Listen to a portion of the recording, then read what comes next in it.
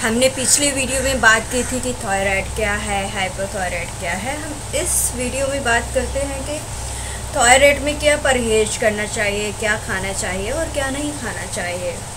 इसमें thyroid gland सक्रिय नहीं होता, जिससे कि शरीर में ज़रूरत के मुताबिक T3 और T4 हार्मोन नहीं पहुंच पाता। इसकी वजह से शरीर का वज़न अचानक बढ़ जाता है, सुस्ती महसूस होने लगती है, शरीर में रोगों से लड़ने की क्षमता जो होती है वो कम हो जाती है।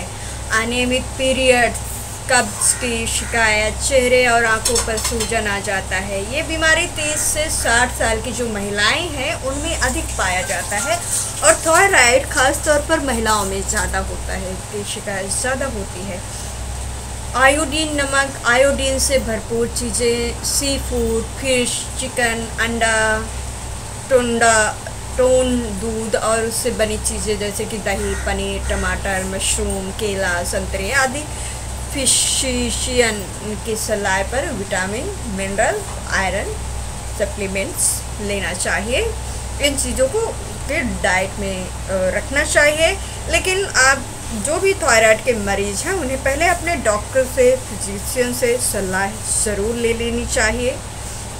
आपका फिजिशियंस क्या कहता है, आप जिसकी आपकी दवाइयाँ चल रही हैं। दवाइयाँ कुछ टाइम तक काम करती हैं और कुछ टाइम के बाद धीरे धीरे इसकी दवाइयाँ काम करना बंद कर देती हैं। तो ये आपके डिपेंड करता है थायराइड कंट्रोल करने का आपकी डाइट, आपके खाने की चीज़ें, जैसे कि मैंने इन चीज़ों को बताया। अगर आप इन चीज़ों को अपनी डाइट में शामिल करते हैं, क्या नहीं खाएं, ये इस चीज़ को बहुत ध्यान देना पड़ता है। अगर आप इस पर ध्यान नहीं देते हैं तो आपका थायराइड कब बढ़ जाएगा और आपको बहुत बड़ी प्रॉब्लम हो जाएगी, आपको समझ में ही नहीं आएगा। जो छोटी छोटी चीज़ें हैं और सब्जियां हैं, कुछ ऐसी सब्जियां भी हैं जो हमें नुकसान करते हैं, हमें पता नहीं चलता और हम खाते हैं और उसका हमें बहुत ही बुरा इफ़ेक्ट होता है। सोयाबीन, जैसे कि आयोडीन नमक, आयोडीन से भरपूर चीज़ें ये खानी चाहिए। क्या नहीं खाएं, सोयाबीन और soya protected red meat, packaged food, ज़्यादा क्रीम वाले प्रोडक्ट जैसे कि केक, पेस्ट्री, स्वीट पोटैटो, नाशपाती, पोटैटो मतलब आलू, नाशपाती, स्ट्रॉबेरी, मूंगफली, बाजरा आदि, इन फूल गोभी, पत्ता गोभी, ब्रोकली, शलगम आदि इन चीज़ों को हमें अपने डाइट में बिल्कुल ही परहेज करना चाहिए अगर थायराइड के मरीज़ हैं या स्टार्टिंग भी हुई है थायराइड के। तो अगर इन चीज़ों में आप कंट्रोल कर लेते हैं तो थायराइड धीरे धीरे ख़त्म हो जाएगी। और साथ में आपको व्यायाम भी, योगा भी इसमें शामिल करना चाहिए। तो ये चीज़ें हो गई कि आपको थायराइड में क्या खाना है और थायराइड में क्या नहीं खाना है। हाइपोथायराइड, इसमें थायराइड ग्लैंड बहुत ज़्यादा सक्रिय होता है।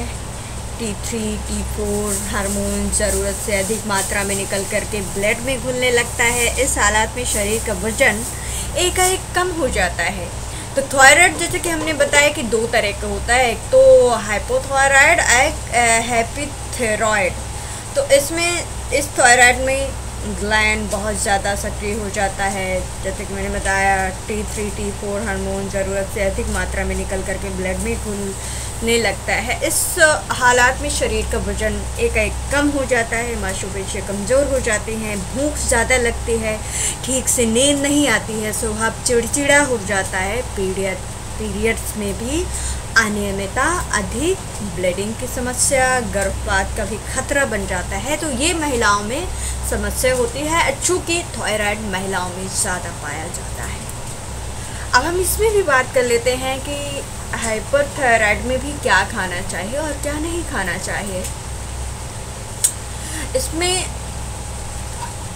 हरी सब्जियां जैसे कि साबुत अनाज, ब्राउन ब्रेड, साबुत अनाज मतलब जैसे मूंग हो गया, चना हो गई, गेहूं हो गया, इन्हें आप स्प्राउट बना करके आप खा सकते हैं। जो मल्टीपल ये अनाज जो होते हैं वो साबुत अनाज आप अपने नाश्ते में, अपनी डाइट में शामिल कर सकते हैं।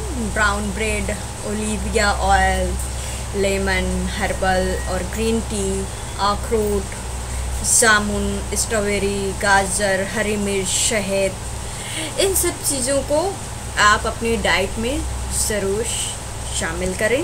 इससे आपको जो थायराइड है, हाइपोथायराइड है, हाइपरथायराइड है, इसमें आपको आराम मिलेगा। धीरे धीरे अगर स्टार्टिंग है तो अगर इन सब चीज़ों का आप ध्यान रखते हैं तो ये धीरे धीरे कंट्रोल में आ जाएगा, कंट्रोल में आ जाएगी।